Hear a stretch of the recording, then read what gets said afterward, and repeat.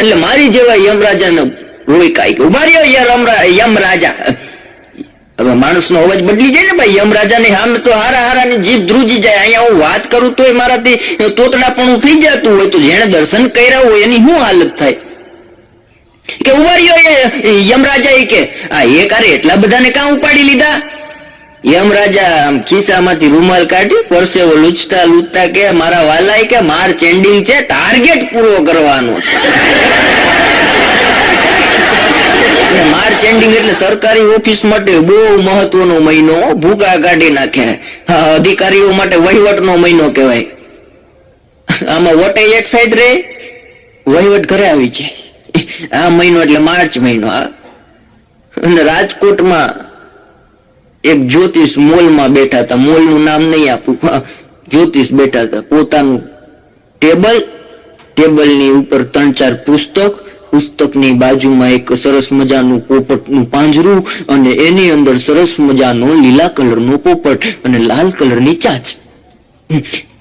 એક જ્યોતિષ બેઠા હતા. આખો દી એમને વયો ગયો, કોઈ જોડાવાનું આવ્યું એટલે જ્યોતિષને એમ થયું કે આખો દી હાવ ખાલી ગયો.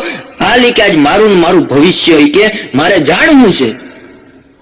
એટલે એક ચિઠ્ઠી દોરી, બીજી ચિઠ્ઠી દોરી, ત્રીજી ચિઠ્ઠી દોરી અને ત્રણેયમાં એક વસ્તુ એક વાક્ય લખ્યું અને ત્રણેય પોપટના પાંજરામાં ઘા કરી દીધી. અને પછી કીધું કે હવે કે તારામાં શક્તિ હોય અત્ર તત્ર સર્વત્ર એમ કરીને પોપટને કે તારામાં શક્તિ હોય ઈ ચિઠ્ઠી ઉપાડ. અને પોપટે એક ચિઠ્ઠી ઉપાડી અને જ્યોતિષના હાથમાં આપી અને જ્યોતિષે ચિઠ્ઠી ખોલીને એટલે લખ્યું હતું જાકુબના ધંધા મૂકી દ્યો અને દાડીએ વ્યા. માણો એક દી હવારના પૂરમાં આવ્યો. મને કે મંથાન, મેં કીધું બોલ. મને કે ગાડી આપો. મેં દર વખતે તારા ઘરના માંગી જાય, આ વખતે કાં આવ્યો? મને કે એને નથી કહેવાનું, તમે મારી ગાડી આપો. મેં કીધું તારી ગાડી તારી પાસે હોય. મને કે હા તો તમારી ગાડી આપો. મેં કીધું મારી ગાડી હું નહીં આપું, તારી ખુશ્બુ લઈને જા. એટલે છકડો રિક્ષા છે, ખુશ્બુ, બીજું કઈ વિચારતા નહીં. ખુશ્બુ લઈને જા. મને કે એને નથી લઈને જાવી. આજે કે રાશિમાં મારી કે લખ્યું છે કે વાહન ચોરાવાનો યોગ છે એટલે તમારું કે વાહન આપો. મેં કીધું તારા રાશિ ભવિષ્યમાં વાહન ચોરાવાનો યોગ લખ્યો, કદાચ જો તને મારું વાહન આપું ને મારું ચોરાઈ ગયું હોય તો મને કે એમ તો હું ડાયો છું ને,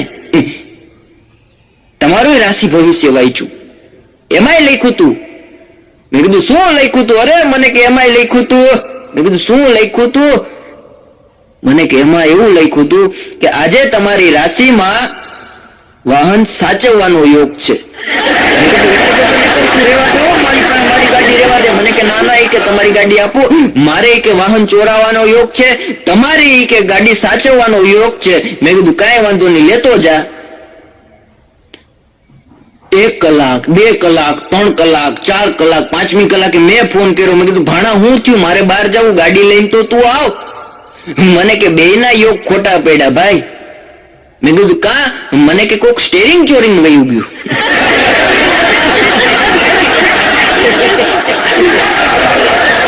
મારી બાજુમાં એક કાકા રે, ઓઘરી નોટ. મેં ઘણી વાર એની વાત કરી કાકાની. હમણાં 4 વ્હીલ લઈ આવ્યા. મને કે હાલ ગગાઈ કે તને આટો મરાવા લઈ જાવ. મને રેવા દો. અરે મને કે સરસ મજાની ગાડી લીધી હોય કે કોગદી કે આ ગાડીમાં પગલા કરો.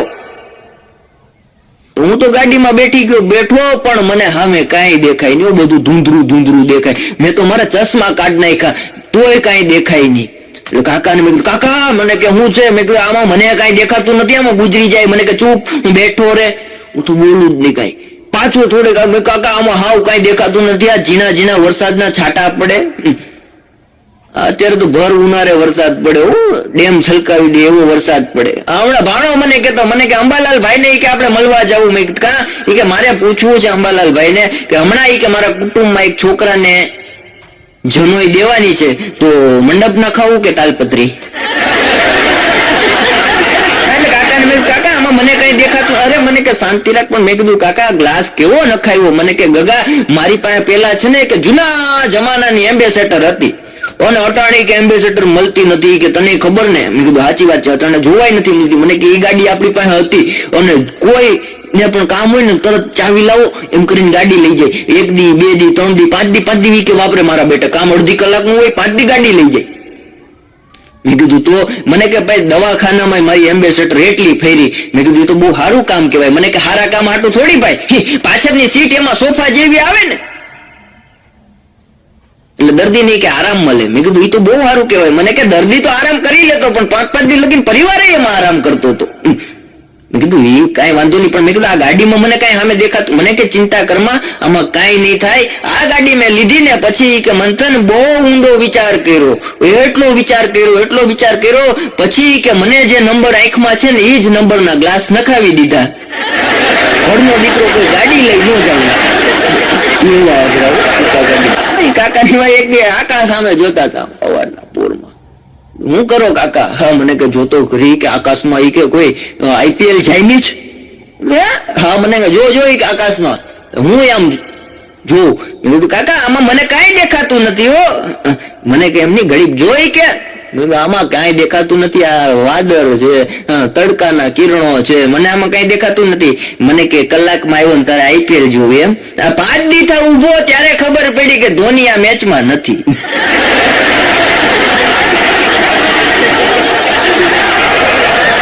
જાણો બરફનો ટુકડો લઈને જાતો હતો, બરફનો. એટલે બરફ ને લઈને કા ધોડ જા. મને કે મંથનભાઈ કે ઉનાળો છે, ઘરે બરફ મંગાવ્યો, બરફ મેં કે કારખાનેથી લીધો અને હાથમાં પકડ્યો ને પણ નીચે પાણી પડે એટલે મને એમ લાગ્યું જલ્દી ઘરે પોગાડું. આને છે ને કદાચ કે તડકાના લીધે ડાયરિયા થઈ ગયા હોય, ત્યાર પછી કે કંપનીમાંથી લીકેજ આવ્યો હોય. હમણાં એક જણો રેલવે ટ્રેન ની અંદર જાતો હતો, સ્ટેશન આવ્યો, તરત બાર ડોકું કાઢ્યું. એક ભાઈ ને પૂછ્યું કે ભાઈ કયું સ્ટેશન છે? એ ભાઈ કયું સ્ટેશન છે? એ ગાંડો માં ઉભો તો એ કે ભાઈ રેલવે સ્ટેશન છે. એ કે હમણાં બસ સ્ટેન્ડ ની અંદર, બસ સ્ટેન્ડ માં એક જણો હડિયાપાટી કરે, કોઈ રીતે ઉભો જ ન, હડિયાપાટી કરતો, હડિયાપાટી. એટલે મારાથી નો રહેવાનું. મેં કીધું કાં હડિયાપાટી કરે? મને કે ભાઈ થેલો ચોરાઈ ગયો. મેં કીધું એટલે ધ્યાન રાખતું હોય તો આમે જો સુવિચાર લખાય એની ઉપર શું સરકારે બોર્ડ માર્યું કે ખિસ્સા કાતરુથી સાવધાન. મને કે વાંચવા ગયો એમાં જ ઉપડી ગયો.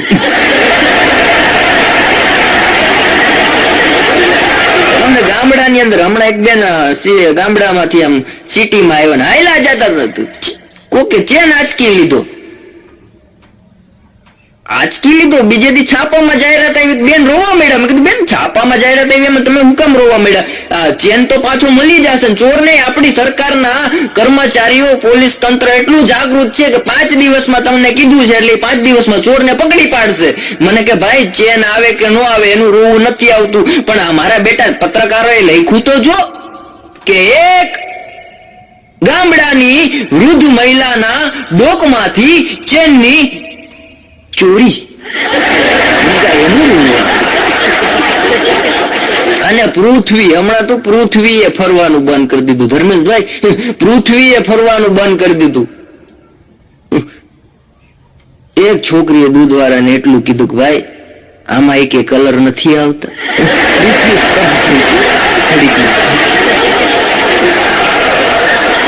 બેનો અત્યારે સાહેબ ફોટામાં એટલા ફિલ્ટર વાપરે. આપણે તો પ્રપોઝ ન કરવો હોય ને તોય મારા બેટા એક વાર તો પૈણી ગયા હોય તો મેસેજ નાખી દે, પણ જયારે રૂબરૂ જોવે ને ત્યારે ખબર પડે ઓહો રાનું માંડલ છે.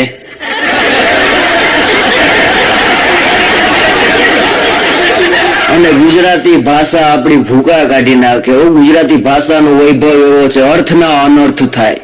હમણાં એક ભજીયા વાળાએ મને આશ્ચર્યમાં મૂકી દીધો. 150 ગ્રામ ભજીયા મંગાવ્યા, મને ચટણી આપી, પછી મારો બેટો મને કાનમાં કહી ગયો, મને કે અમારી ચટણીની અસર છે ને તમને પાછળથી થશે. સવારે ખબર પડી છે.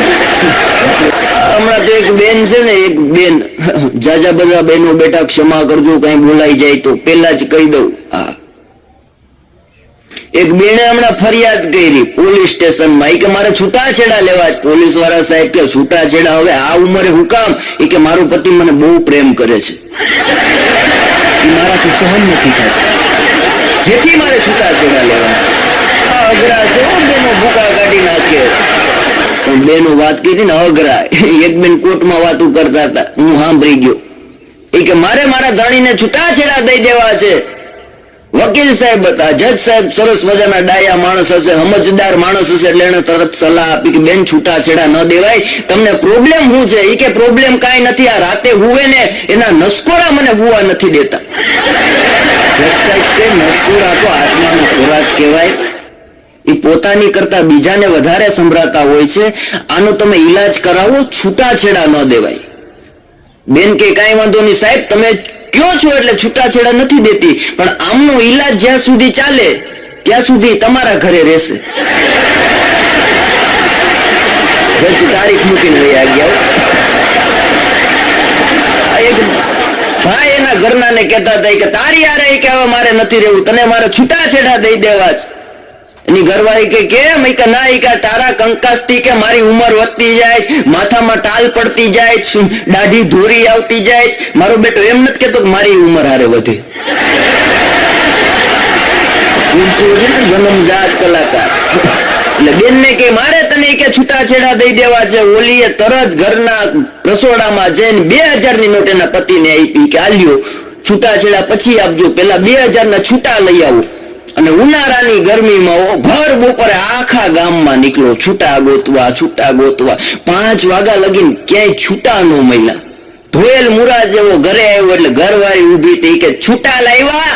એ કે છૂટા નથી મળ્યા. એ કે તમને ગામમાં કોઈ છૂટા પૈસા નથી દેતું અને હું છૂટાછેડા દઈ દઉં? પકડો હાલતી. અને છૂટાછેડાનું એક કારણ હોય, જેટલા બેઠા અમને કહી દો, છૂટાછેડાનું એક મોટામાં મોટું કારણ છે કે એમાં કઈ કારણ જ નથી હોતું. અને નવા કાયદાઓ સરકારના એવા છે. પતિની 100% મિલકત હોય એમાં 50% પત્નીનો ભાગ.